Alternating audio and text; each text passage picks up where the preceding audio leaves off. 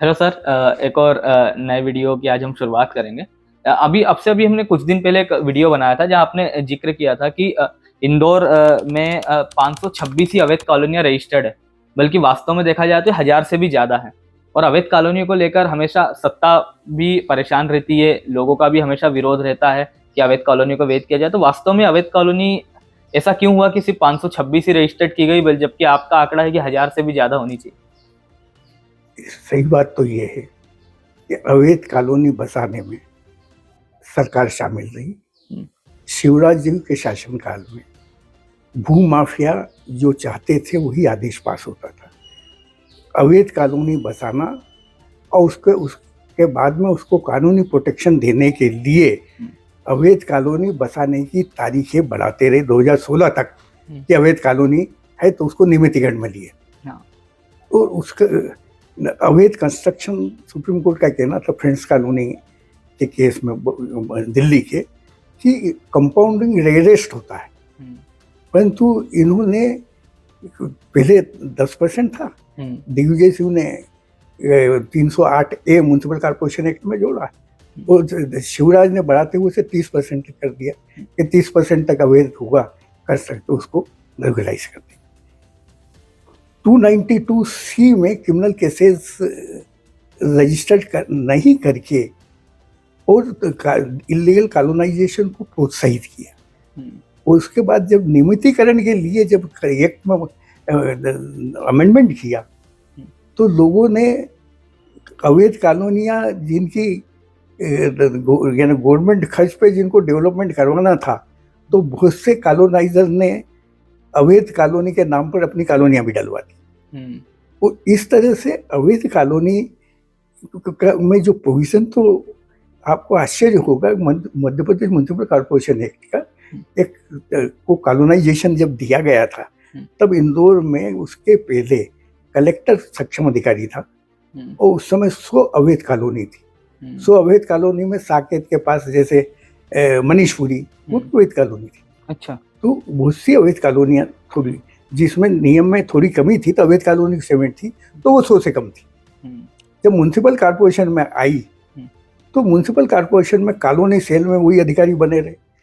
Colony के लिए colonisation के लाइसेंस ले तो कमिश्नर का 10 लाख, डिप्टी कमिश्नर जो है कॉलोनी का इंचार्ज कॉलोनी सेल का उसके 5 लाख, इंजीनियर जो है उसके 2 लाख, ऐसे लेने के बाद लाइसेंस देना और अवैध कॉलोनी के प्रति आंख मूंद लेना। तो म्युनिसिपल कॉर्पोरेशन एक्ट की धारा जो 292E है उसमें ये जैसे ही अवैध कॉलोनी घोषित करो तो जितनी सेल डीड्स होंगी वो सब शून्य हो जाएगी। नगर निगम का कमिश्नर जो है फिर नया लेआउट बनाएगा, नया लेआउट बना करके पट्टे देगा।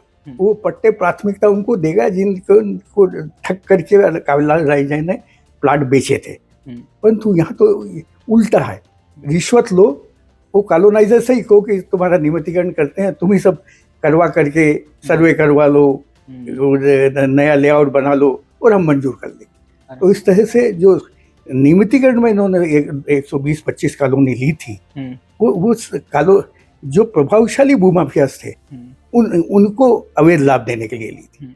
तो और किसी के भी नगर निगम के किसी कर्मचारी, किसी अधिकारी के खिलाफ 292C में अपराध दर्ज नहीं किया। 292G में यदि कमिश्नर म्युनिसिपल कॉर्पोरेशन अपराध दर्ज नहीं करता है, वो अवैध कॉलोनी को के प्रति आंख मूंदता है, तो उसको भी मुलजिम बनाया जाता है। परंतु इन्होंने यानी इंदौर में इंदौर नगर निगम जो था वो हर काम रिश्वत दो और करवा लो, और रिश्वत की गंगा कमिश्नर से बहती थी और नीचे तक जाती थी और पैसा कलेक्ट होता था सब इंजीनियर से कमिश्नर तक। तो अभी ये जो अवैध कॉलोनियां वैध की गई है, क्या इसमें भी भ्रष्टाचार हुआ है कहीं? इसमें एक्सट्रीम भ्रष्टाचार हुआ है। एक भी ऐसी अवैध कॉलोनी नहीं है जो लीगली जिसे वैध किया जा सके। मध्य प्रदेश हाई कोर्ट ने भी एक न्याय नगर एक्सटेंशन अवैध कॉलोनी के बारे में ये फैसला दिया था डिवीजन बेंच ने कि इंदौर नगर निगम करेगा, अधिकार जुरिडिक्शन खाली उसी को अवैध कॉलोनी को वैध करने का। परंतु यदि आईडीए इंदौर डेवलपमेंट अथॉरिटी की स्कीम में हो तो इसे एनओसी लेगा।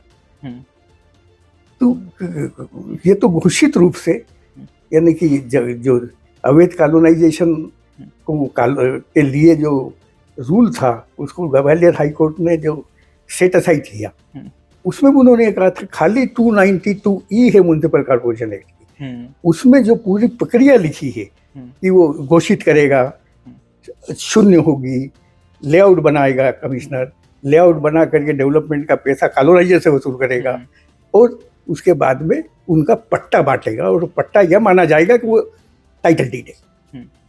तो सर ये जो जैसे आपने भी कहा कि 1000 से ज्यादा अवैध कॉलोनी है और रिकॉर्ड में 526 ही है, 3 बाकी कॉलोनी के साथ न्याय कैसे होगा?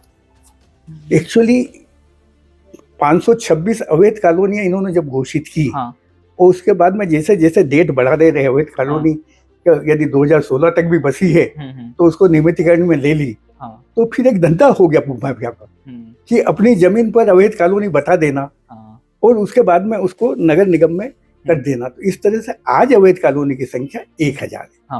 और जो अवैध कॉलोनी में लेना चाहिए, जैसे MG रोड के जितने भूखंड हैं वो सब 1 लाख स्क्वायर फीट, सब में एक बंगला बना था, सबने अवैध कॉलोनाइजेशन किया, परंतु नगर निगम में रिश्वत लेकर के सब में पुराने मकान बता करके नक्शे मंजूर कर दी।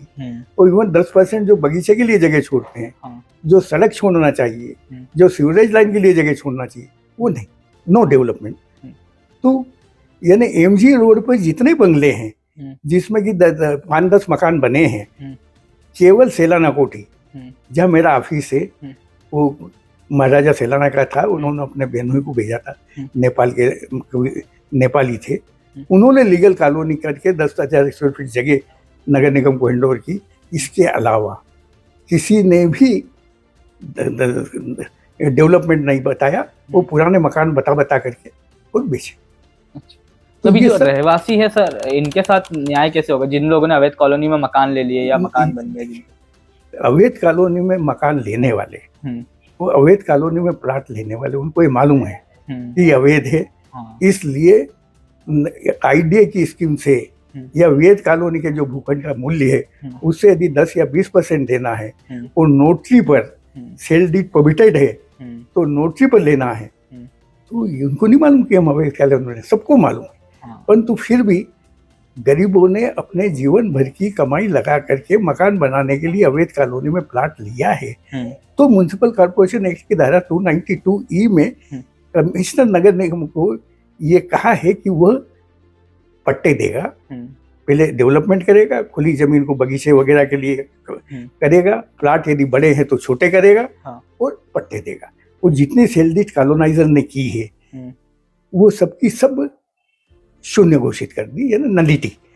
परंतु इसमें सबसे बड़ा रोल अवैध कॉलोनाइजेशन में कोऑपरेटिव डिपार्टमेंट का, कोऑपरेटिव डिपार्टमेंट का जो संयुक्त संचालक और उपंजीयक है, ये लोग भूमाफियाओं के एजेंट के रूप में काम करते हैं और कोऑपरेटिव सोसाइटी के नाम से, भूमाफिया कोऑपरेटिव सोसाइटी के नाम से और बेचने की परमिशन लेकर के, और जैसे सर्वानंद नगर अवैध कॉलोनी घोषित हो गई तो बाबी छाबड़ा वगैरह ने एग्रीकल्चर लैंड के नाम से रजिस्ट्रियाँ करवा ली और परमिशन कमिश्नर इसने डिप्टी रजिस्ट्रार कोऑपरेटिव ने दी। जबकि अवैध कॉलोनी में कोई भी खरीदी बिक्री आदेश देना जुर्म है, परंतु किसी भी कोऑपरेटिव डिपार्टमेंट के अधिकारी के खिलाफ आज तक कुछ नहीं।